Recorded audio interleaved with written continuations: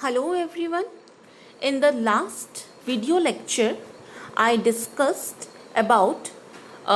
discussing about the architecture of 8085 microprocessor, and there I was discussing about the flag register. I told you that in 8085 microprocessor, the flag register is of 8 bits, in which 5 of the bits carry significant information in the form of flags, that is sign flag, zero flag, auxiliary carry flag, parity flag and carry flag. So these are basically, there are 5 flip-flops which serves as status flags. So to start with, what is sign flag? The sign flag is set to 1 if the result of an arithmetic or logical operation is negative. If the result is positive, the sign flag is set to 0. This flag has its significance only when signed arithmetic operations are performed. To represent a signed number, the most significant bit is reserved by the programmer to represent the sign of a number. In other words, the most significant bit is used as sign bit. It represents the sign of the number. If a number is negative, the sign bit is 1. For a positive number, the sign bit is 0. In case of 8-bit signed operation, the remaining 7 bits are used to represent the magnitude of a number. After execution of signed arithmetic operation, the most significant bit of the result represents its sign. The sign flag acquires the value of the MSB of the result following the execution of signed arithmetic operation. Hence, it represents the sign of the result. For unsigned arithmetic operation, all the 8 bits are used to represent the magnitude of the number. After the execution of an arithmetic operation, all the 8 bits of the result represent its magnitude. Therefore, the sign flag has no significance in unsigned arithmetic operation. Also, for logical operation, sign bit has no significance. Since the sign flag is set or reset according to the MSB of the result, it is set or reset on the value of MSB of the result of logical operation also. The next flag is zero flag. The zero flag is set to 1 if the result of an arithmetic or logical operation is 0. If the result is not 0, the flag is set to 0. The zero flag is also set if a certain register content becomes 0 following an increment or decrement operation of that register. The next flag is auxiliary carry flag. This flag is set if there is an overflow out of bit 3, that is carry from lower nibble to higher nibble, that is D3 bit to D4 bit. If there is any carry, then it will get set. So this flag is used for BCD operations. The next flag is parity flag. The parity flag is set to 1 if the result of an arithmetic or logic operation contains even number of ones. It is reset, that is 0, if the result contains odd number of ones. And the last one is carry flag. This flag is set if there is an overflow out of bit 7. The carry flag also serves as a borrow flag for subtraction. So here I have shown an example that add B. Again I am repeating that add B means adding the contents of accumulator with the content of register B. So here the accumulator content is A8 and H represents the hexadecimal format, and the content of register B is ED and H represents the hexadecimal format. Since A and B both are 8-bit registers in the 8085 microprocessor, here also it is representing A8. If you convert this hexadecimal into binary form, you will get 8 bits. Again ED, if you convert this hexadecimal number into binary format, you will get 8-bit numbers. So after adding these two 8-bit numbers, according to the result, the flags has been set or reset accordingly.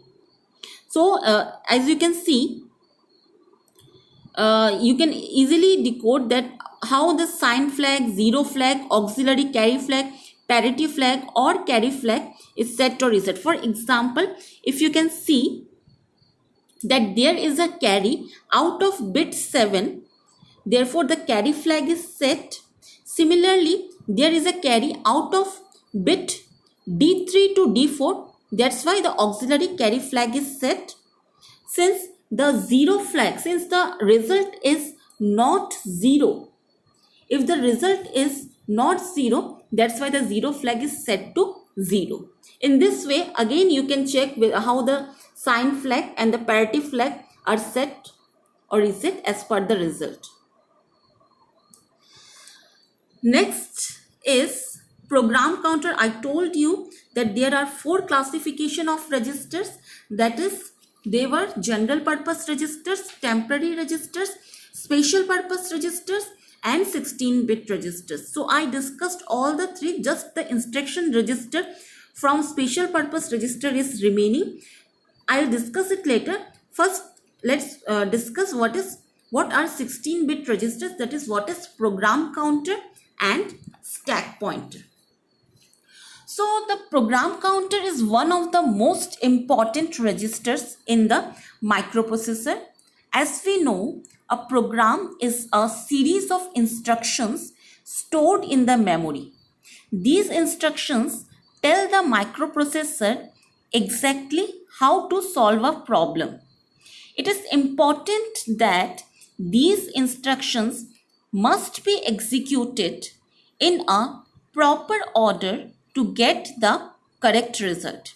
This sequence of instruction execution is monitored by the program counter. It keeps track of which instruction is being used and what the next instruction will be. The program counter gives the address of memory location from where the next instruction is to be fetched. Before the microprocessor starts executing a program, the program counter has to be loaded with valid memory address. This memory location must contain the opcode of first instruction in the program. The program counter does the major role. It also does the major role in subroutine execution, as it can be, that is program counter can be loaded with required memory address so as to follow the logical sequence of instructions. When subroutine is to be executed, the program counter is loaded with the memory address of the first instruction in the subroutine. After execution of the subroutine, the program counter is loaded with the memory address of the next instruction from where the program control was transferred to the subroutine program. .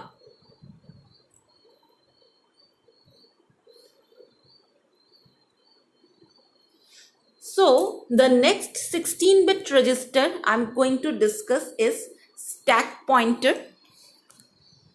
So it is a 16-bit register. The stack is a sequence of memory locations set aside by a programmer to store or retrieve the contents of accumulator, flags, program counter, and general purpose registers during the execution of a program. So during the execution of a program, sometimes it becomes necessary to save the contents of some registers which are needed for some other operations in the subsequent steps of the program. The contents of such registers are saved in the stack. Then the registers are used for some other operations. After completing the needed operations, the contents which were saved in the stack are brought back to the registers. The contents of only those registers are saved which are needed in the later part of the program. The stack pointer controls addressing of the stack. The stack pointer holds the address of the top element of the data stored in the stack. So the stack pointer also works, it works on last in, first out algorithm. So the next is arithmetic and logical unit. So the arithmetic and logical unit of the microprocessor performs arithmetic operations like addition, subtraction, and logical operations like and, or, not, etc.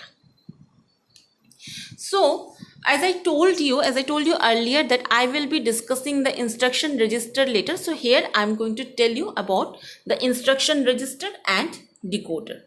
So as we know, the processor, that is microprocessor, first fetches the opcode of instruction from memory and stores this opcode in the instruction register.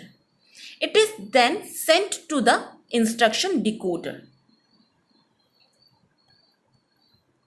So let me show you again in the architecture so that you will get to understand that first what happens. Microprocessor first fetches the memory from where the opcode is being fetched by the microprocessor. This memory is outside the microprocessor, and microprocessor uses the buses, as I've already told you, that it uses address bus, data bus, and control bus to access this memory or input output devices. So as the microprocessor first fetches the opcode of instruction from the memory, it stores this opcode in the instruction register. You can see the instruction register is there. From the instruction register, it is then, that is the opcode is then sent to the instruction decoder, and the instruction decoder decodes it and accordingly gives the timing and control signals which control the register, the data buffers, arithmetic and logic unit, and external peripheral signals depending on the nature of the instruction.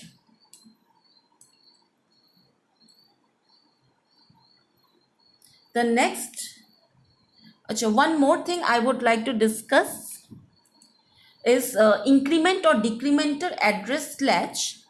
This is the 16-bit register which is used to increment or decrement the contents of program counter. Let me first show you the slide of the architecture. Here you can see the increment or decrementer address latch. So this is the 16-bit register which is used to increment or decrement the contents of program counter or stack pointer as a part of execution of instructions related to them. So the next is data and address bus. Next topic that I'll be discussing is data and address bus.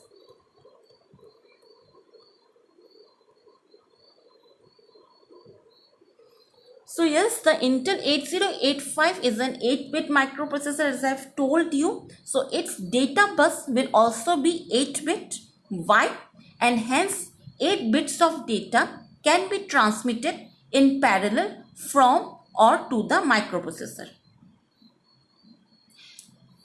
The Intel 8085 requires a 16-bit wide address bus, as the memory addresses are of 16 bits.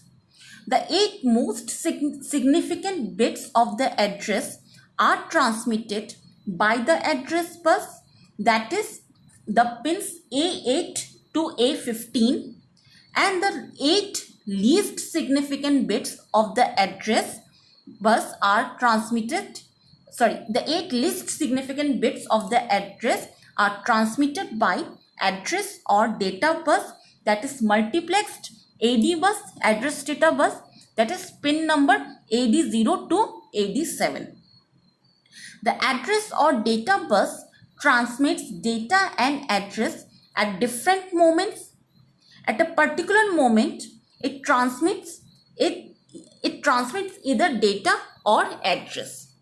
Thus, the address data bus operates in time shared mode. This technique is known as multiplexing. First of all, 16-bit memory address is transmitted by the microprocessor, that is 8 most significant bits of address on address bus and 8 least significant bits of address on address data bus. That is, first of all, 16-bit memory address is transmitted by the microprocessor. Then the 8 least significant bits of the address is latched either into the memory or external latch, so that the complete 16-bit address remains available for further operation. The 8-bit address data bus now becomes free and it is available for data transmission. Since address bus width is 16, therefore total memory location that can be addressed directly by Intel 8085 microprocessor is 2 to the power 16, and each memory location will contain 1 byte of data. So here address buffer, it is 8-bit unidirectional buffer. The address bits are always sent from microprocessor to peripheral devices, but not in reverse direction, and it is used to drive external high order address bus, that is A8 to A15.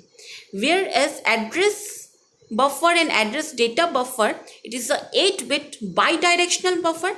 The data bits are sent from the microprocessor to peripheral devices as well as from peripheral devices to the microprocessor.